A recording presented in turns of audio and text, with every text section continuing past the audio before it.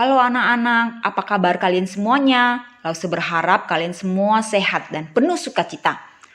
Hari ini kita mau mendengarkan cerita firman Tuhan.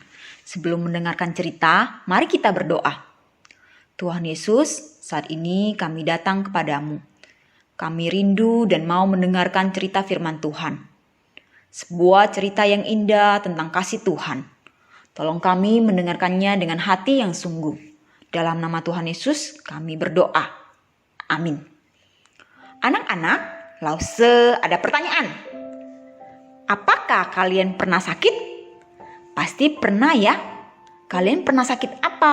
Kalau Lause pernah sakit demam, flu, batuk, pilek, sakit kepala, sakit perut. Kalian pernah sakit apa? Coba sebutkan. Bagaimana perasaan kalian waktu sakit? Pasti sedih ya, karena tidak bisa main, susah makan, tidak bisa ke sekolah, tidak bisa bertemu dengan teman-teman.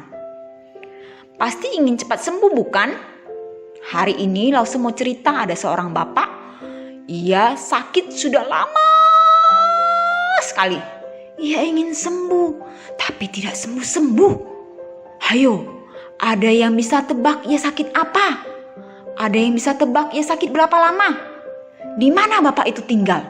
Apakah kalian tahu? Mau tahu? Ayo kita dengarkan ceritanya. Ceritanya Lause ambil dari Injil Yohanes pasal 5 ayat 1 sampai 18. Di sebuah kota bernama Yerusalem ada pintu gerbang.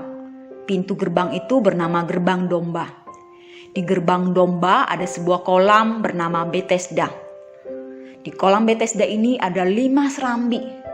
Di serambi itu banyak orang sakit yang duduk di sana, bahkan berbaring di sana, yaitu orang buta, orang timpang, orang lumpuh. Mereka semua menunggu air kolam bergoncang.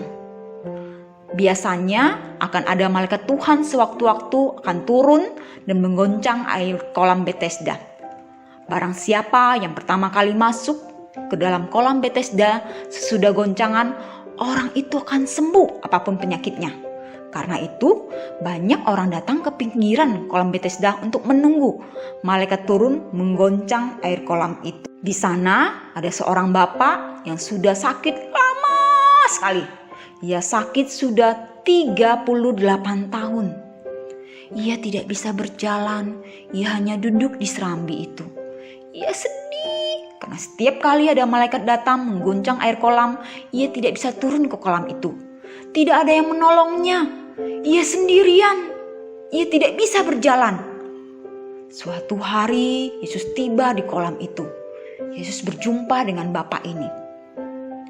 Yesus mendatangi bapak ini. Yesus bertanya, "Maukah engkau sembuh?" Bapak itu menjawab, "Tuan, tidak ada orang yang menurunkan aku ke dalam kolam itu apabila airnya mulai goncang. Dan sementara aku menuju kolam itu, orang lain sudah turun mendahului aku." Ketika mendengar jawaban bapak itu, apa yang Yesus lakukan? Apakah Yesus peduli? Apakah Yesus membiarkannya? Benar, Yesus peduli. Yesus mengasihi dia. Yesus tahu ia sudah 38 tahun sakit. Maka kata Yesus kepadanya, "Bangunlah, angkatlah tilammu dan berjalanlah."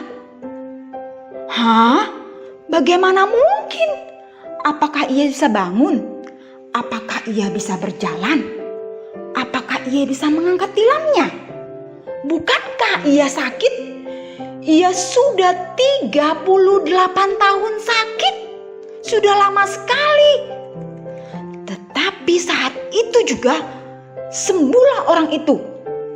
Kakinya yang 38 tahun lemah menjadi kuat. Ia mampu berdiri. Ia mampu mengangkat tilamnya. Ia mampu berjalan. Ia sangat senang sekali. Ia sangat senang sekali. Ia senang sekali karena ia sembuh. Ia sembuh. Ia sembuh. Ia sangat senang sekali. Ia sangat senang sekali. Tetapi hari itu hari Sabat. Bagi orang Yahudi, hari Sabat tidak boleh melakukan apapun juga. Tidak boleh menyembuhkan orang sakit, tidak boleh memasak, tidak boleh menjahit 2 jahitan, tidak boleh berjalan lebih dari 2 langkah, tidak boleh mengangkat barang termasuk angkat tilam. Maka ketika mereka melihat perbuatan Bapa yang baru sembuh itu, mereka berkata kepadanya, "Hari ini hari Sabat, kamu tidak boleh mengangkat tilammu." Mereka bertanya kepada Bapa itu, "Siapa yang meminta kamu mengangkat tilammu?" Apakah Bapak itu tahu? Ternyata Bapak itu tidak kenal Tuhan Yesus. Dan saat itu Yesus sudah pergi dari sana. Yesus ada di mana? Yesus pergi kemana? Ternyata Yesus pergi ke bait Allah.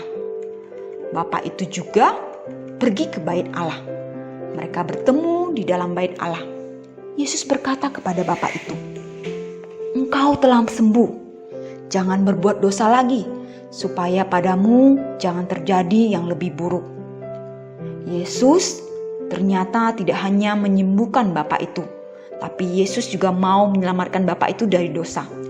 Itu sebabnya Yesus katakan apa? Jangan berbuat dosa lagi.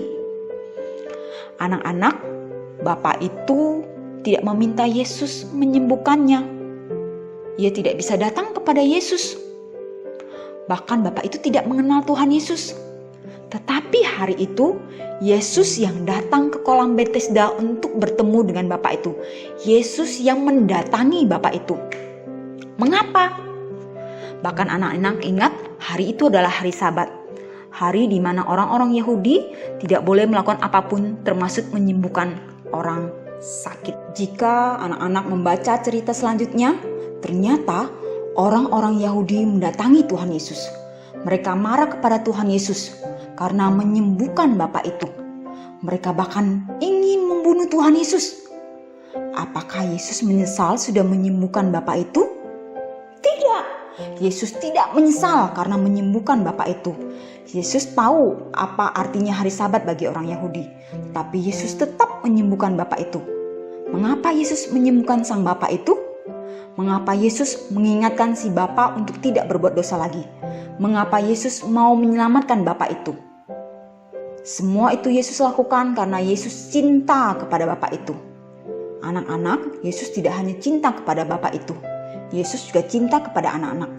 Ketika anak-anak sakit, Yesus mau menyembuhkan anak-anak dari sakit. Tapi tidak hanya itu, Yesus juga datang untuk menyelamatkan anak-anak dari hukuman dosa. Anak-anak dan Lause sering berbuat dosa bukan? Pernah berbuat dosa bukan? Kita pernah berbohong, kita pernah tidak taat, bahkan anak-anak pernah bertengkar dengan adik atau kakak bukan? Anak-anak dan Lause harusnya yang dihukum. Tetapi Yesus datang ke dunia dan mati di kayu salib untuk menggantikan anak-anak dan Lause. Pertanyaannya buat anak-anak, maukah anak-anak hidup untuk Tuhan Yesus yang sudah mati bagi anak-anak? Dengan cara bagaimana? Dengan tidak melakukan dosa lagi. Dengan hidup penuh sayang dan taat pada Tuhan Yesus. Hidup penuh sayang dan taat pada Papa Mama. Taat ketika diminta berhenti main HP.